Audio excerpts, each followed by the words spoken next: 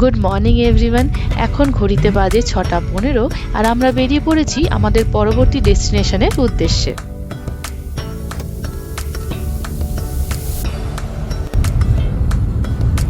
আজকের ডেস্টিনেশন হলো বিশাখাপত্তনম। তিরুপতি থেকে বিশাখাপত্তনমের দূরত্ব প্রায় 780 কিলোমিটার, আর এই রাস্তা পাড়ি দিতে আমাদের সময় লাগবে 13 থেকে 14 ঘন্টা। কি হতে চলেছে এই দীর্ঘ যাত্রাপথে, তাই আজ আমি আপনাদের সাথে ভাগ করে নেব। তাই আপনাদের কাছে আমার একান্ত অনুরোধ রইল সম্পূর্ণ ভিডিওটি মন দিয়ে দেখার জন্য আর উপভোগ করার জন্য এই যাত্রায় কি চমক রয়েছে। নমস্কার আপনাদের সবাইকে, আমি স্বাগত জানাই আপনাদের আমার আরেকটি নতুন ভিডিওতে। এখন তিরুপতির আবহাওয়া বেশ মনোরম, কারণ এখানে হালকা ফ্যান চালিয়ে চাদর নিয়ে শোয়ার যে আনন্দটা সেটা উপভোগ করা যাচ্ছে। এই মুহূর্তে এখানে মেঘের আস্তরণ ছড়িয়ে রয়েছে, কিন্তু আমরা এগিয়ে চলেছি, দেখি কোথায় সূর্যের দেখা পাই। কারণ সূর্যের আলো যখন মেঘের ফাঁক দিয়ে গলে পড়ে, সেই মুহূর্তটা এতটাই অপূর্ব হয়ে ওঠে আর চারিপাশের সৌন্দর্যকে আরও আকর্ষণীয় করে তোলে। বাঁদিকে যে লেকটা দেখতে পাচ্ছেন, আমরা যখন হোটেল থেকে বেরিয়েছিলাম তখনও আমি এই লেকটাকে দেখেছি। তার মানে আমরা অনেকক্ষণ ধরেই এই লেকটার পাশ দিয়ে যাচ্ছি। যা বৃষ্টি শুরু হয়ে গেছে। এরকম অল্প অল্প বৃষ্টি পড়লে তো ঠিক আছে, কিন্তু যদি খুব জোরে বৃষ্টি পড়তে থাকে তখনই গাড়ি চালাতে অসুবিধে হয়ে যায়।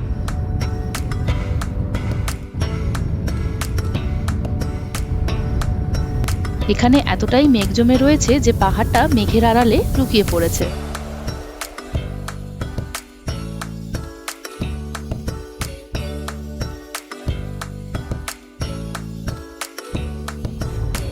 এটা আমাদের ফার্স্ট টাইম নয় বাই রোড কলকাতায় যাওয়া। আমরা ফার্স্ট অ্যাটেম্প নিয়েছিলাম লকডাউনের সময়। ফার্স্ট আর সেকেন্ড ওয়েভের মাঝখানে যে সময়টা ছিল, সেই সময় আমরা এই অ্যাটেম্পটা নিই কলকাতায় যাওয়ার বাই কার। এখন রোড কন্ডিশন অনেকটাই ভালো হয়ে গিয়েছে, তবে লকডাউনের সময় এরকম ছিল না, বিভিন্ন জায়গায় কাজ চলছিল। আর আমাদের এই রিস্কটা নিতেই হয়েছিল, কারণ সেই সময় ফ্যামিলি মেম্বারদের কাছে পৌঁছানোটা খুব ইম্পর্টেন্ট হয়ে পড়েছিল। আর রোড কন্ডিশন যদি এত সুন্দর থাকে তবে জার্নিটা ভীষণ কমফোর্টেবল হয়ে যায়।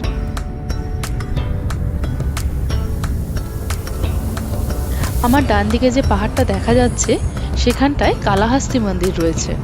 তিরুপতি থেকে প্রায় 36 কিলোমিটার দূরে একটি নদী আছে, স্বর্ণমুখী নদীর তীরেই এটি অবস্থিত। আর এটা দক্ষিণ ভারতের খুব প্রাচীন একটা মন্দির। যারা তিরুপতিতে মন্দির দর্শনের জন্য আসেন তারা অনেকেই এই মন্দির দর্শন করে যান। এই মন্দিরটি হলো শিবের মন্দির, আর এখানে যে লিঙ্গটি আছে সেটা নিজের থেকেই প্রকাশিত হয়েছিল। এই মন্দিরের নামকরণ হয়েছে 3 জন ভক্ত প্রাণীর নামে। শ্রী একজন সাপ, কাল একটি মাকড়সা, হস্তি একটি হাতি, যারা সবসময় শিবের উপাসনা করত। তাই এই মন্দিরের নাম হয়েছে শ্রী কালাহাস্তি। এখানে রাহু কেতুর দোষ নিবারণের জন্য পুজো করানো হয়। আরেকটি মন্দির আছে ত্রিম্বকেশ্বর। আমি এই দুটো মন্দিরের নামই জানি। আপনারা যদি আরো কোনো মন্দিরের নাম জেনে থাকেন তবে অবশ্যই আমাকে কমেন্ট করে জানাবেন।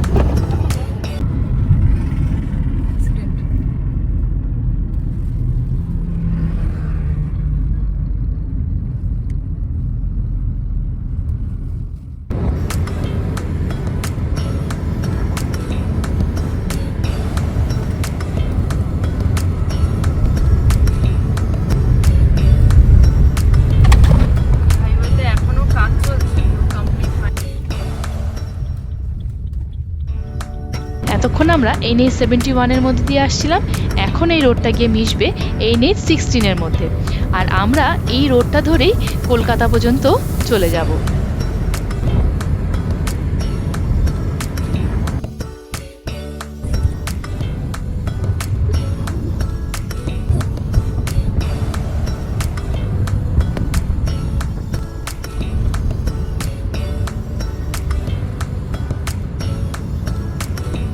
আমরা কন্টিনিউ 2.5 ঘন্টা আসার পরে এখানে একটু দাঁড়িয়ে পড়লাম। এখন একটু চা খেয়ে রেস্ট নিয়ে আবার আমরা এগিয়ে যাব আমাদের ডেস্টিনেশনের উদ্দেশ্যে। আমাদের চা পান করা কমপ্লিট হয়ে গেছে। এখন আমরা বিশাখাপত্তনমের দিকে এগিয়ে যাচ্ছি। এখনো ওয়েদার ঠিক হয়নি, ওরকমই মেঘলা মেঘলা ওয়েদার।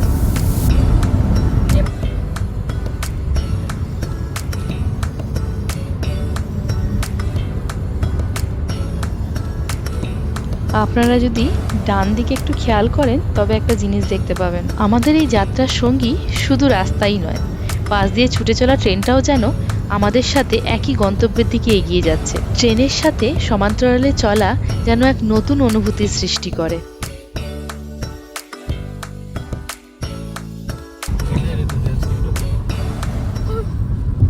প্রচণ্ড জোরে বৃষ্টি শুরু হয়ে গেল আবার।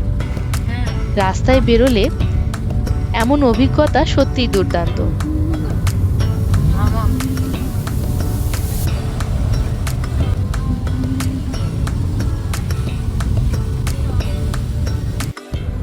দেখুন এই জায়গাটা একদম শুকনো, একটু আগেই বৃষ্টি হচ্ছিল, এখন এখানে বৃষ্টি নেই, হয়তো কিছুটা এগিয়ে দেখব আবার বৃষ্টি শুরু হয়ে গেছে। যাত্রার মাঝখানে এমন অভিজ্ঞতা সত্যিই দুর্দান্ত। প্রকৃতির এমন বৈচিত্র্য আমরা নিত্যদিনে টেরই পাই না। প্রকৃতির এইরূপ পরিবর্তন সত্যিই মনমুগ্ধকর।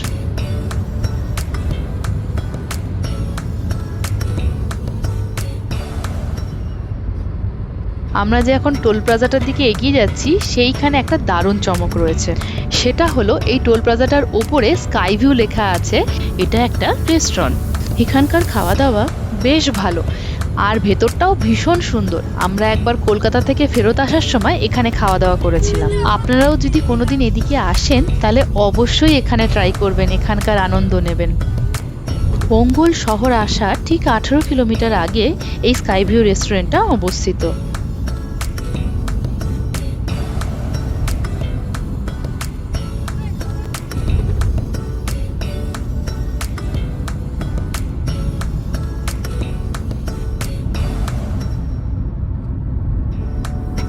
দেখুন সামনে কি সুন্দর পাহাড় দেখা যাচ্ছে, কি ভালো লাগছে দেখতে। ওয়েদারটা যদি ভালো হতো আর ভালো সানলাইট থাকতো তাহলে আরো সুন্দর লাগতো। আমরা এখন এই পাহাড়টার পাশ দিয়ে আমাদের গন্তব্যের দিকে এগিয়ে যাব।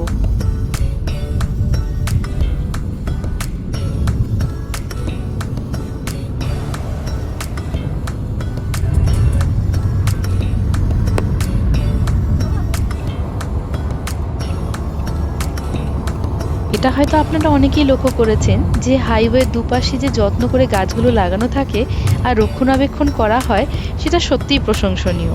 আর কি বলুন তো, এই দুপাশে ফুটে ওঠা নানা রঙের ফুলগুলো পথ চলার ক্লান্তিকে অনেকটাই দূর করে দেয়।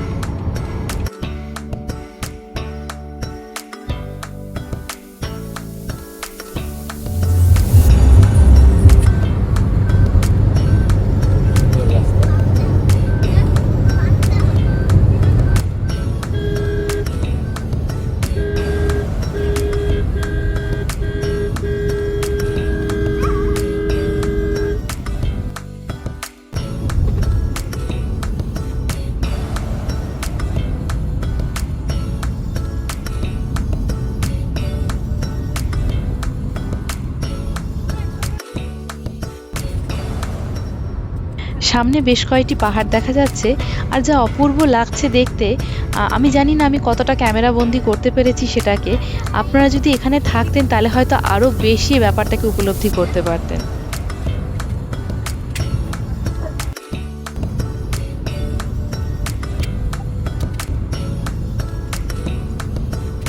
সামনে একটা বিরাট বড় হনুমানজির মূর্তি দেখা যাচ্ছে। জয় হনুমান জ্ঞানে গুণ সাগর। আপনারা নিশ্চয়ই অনেকেই হনুমান চালিসা পড়েন। আমাকে অবশ্যই কমেন্ট করে জানাবেন যে পুরো হনুমান চালিসাটা কার কার মুখস্থ রয়েছে।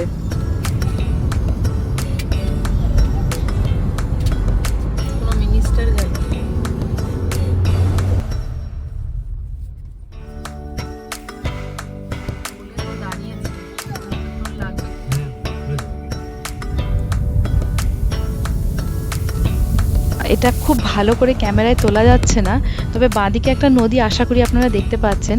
আর নদীটার ঠিক পেছন দিকে দুটো পাহাড়, আর এই পাহাড় দুটোকে একটা ড্যাম কানেক্ট করেছে।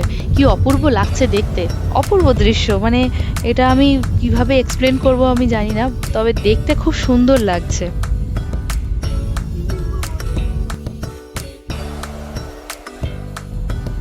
ওদের সাথে গল্প করতে করতে আর প্রাকৃতিক সৌন্দর্য উপভোগ করতে করতে এখন আমরা অনেকটা রাস্তা পার করে এসেছি।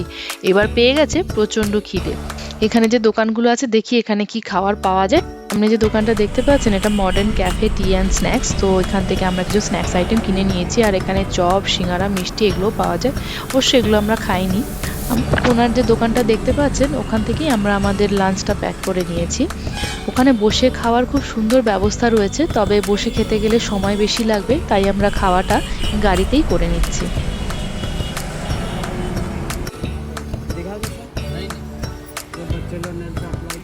এখন আমরা যেখানে পৌঁছেছি সেই জায়গাটা বিজয়ওয়াড়া থেকে 20 কিলোমিটার দূরে। আবার আমরা এগিয়ে চলেছি আমাদের গন্তব্যের দিকে। এখান থেকে বিশাখাপত্তনমের দূরত্ব প্রায় 300 কিলোমিটার। বিশাখাপত্তনম পৌঁছতে সময় লাগবে প্রায় 6 ঘন্টা। এই বিষয়ে আমার কথা বলার ইচ্ছে খুব একটা ছিল না, তবে যারা আমার ভিডিওটা সম্পূর্ণভাবে দেখে এসছেন তারা নিশ্চয়ই দেখেছেন যে আগে একটা বাইক অ্যাক্সিডেন্টের ইনসিডেন্ট ঘটেছে। আমরা যখন এরকম রোড ট্রিপে বেরোই তখন প্রত্যেকবারই এই ধরনের ইনসিডেন্টের আমরা সম্মুখীন হই, আর আমি কিছুতেই বুঝতে পারি না এই যে ঘটনাগুলো ঘটে সেটার জন্য দোষী কারা। আমার মনে হয় আমাদের একটু সাবধানতা অবলম্বন করা উচিত, কারণ আমার জন্য যারা বাড়িতে অপেক্ষা করছে তাদের বিপদটা কিন্তু আমরা অনেক বেশি বাড়িয়ে তুলি। তাই একান্ত অনুরোধ আপনাদের কাছে যে রাস্তায় বেরোলে যে সমস্ত নিয়মগুলো মেনে চললে আমরা ভালো থাকতে পারবো সেইটা অবশ্যই মেনে চলার চেষ্টা করবেন।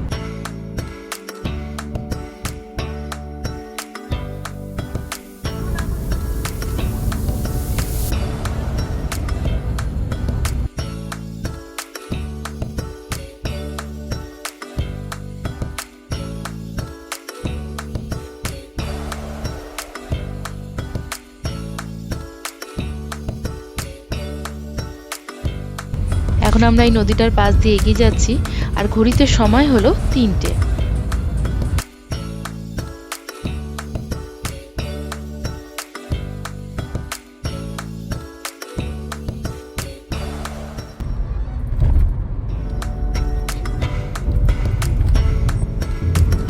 राजमहेंद्रवरम।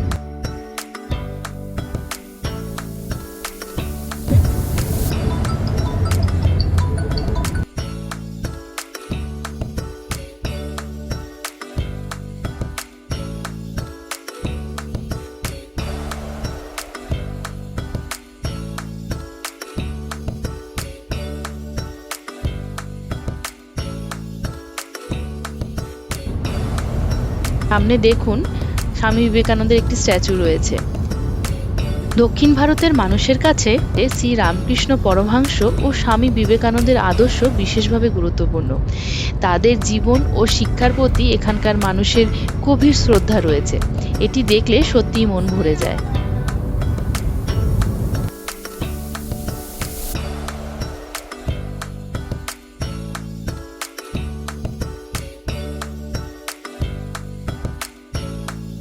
সামনের পাহাড়ের সৌন্দর্য দেখে কতই না ভালো লাগছে। সূর্যের আলো থাকলে দৃশ্যটা আরো মনমুগ্ধকর হয়ে উঠত। গতবার যখন এসেছিলাম তখন সূর্যের আলোয় এই দৃশ্য আরো প্রাণবন্ত হয়ে উঠেছিল। বারবার এই সৌন্দর্য এক নতুন অভিজ্ঞতার সঞ্চার করে।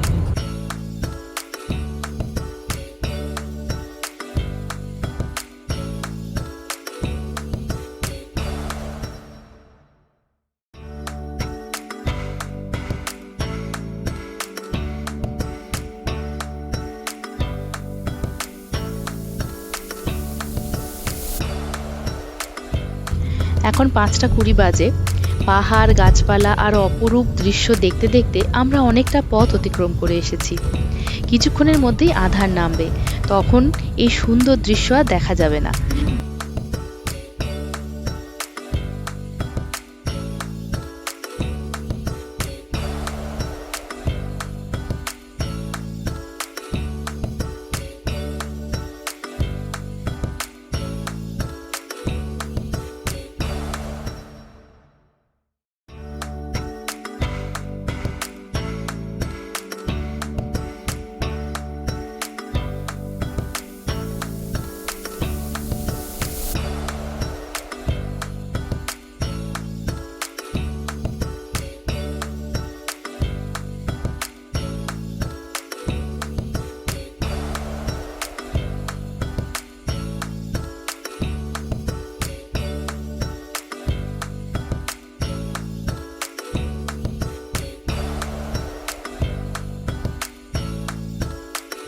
আমরা এখন আমাদের গন্তব্যের অনেকটাই কাছে চলে এসেছি।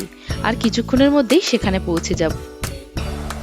আর সেখানে পৌঁছানোর পরেই আপনাদের জন্য রয়েছে এক বিশেষ চমক।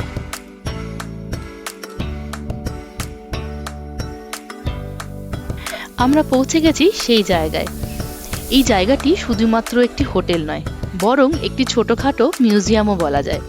এর অভ্যন্তরীণ সৌন্দর্য এতটাই অপূর্ব যা বারবার ফিরে আসার ইচ্ছেকে জাগিয়ে তোলে। আমরা এখানে আগেও এসেছি, তাই ভাবলাম এবার আপনাদের সাথে এই অভিজ্ঞতা ভাগ করে নিই। পরবর্তী ভিডিওতে এই হোটেল সম্পর্কে সব রকম ইনফরমেশন আমি আপনাদেরকে দেব। আজকের মতো ভিডিওটা এখানেই শেষ করছি। দেখা হচ্ছে আবার পরবর্তী ভিডিওতে। ভালো থাকবেন, সুস্থ থাকবেন। ধন্যবাদ।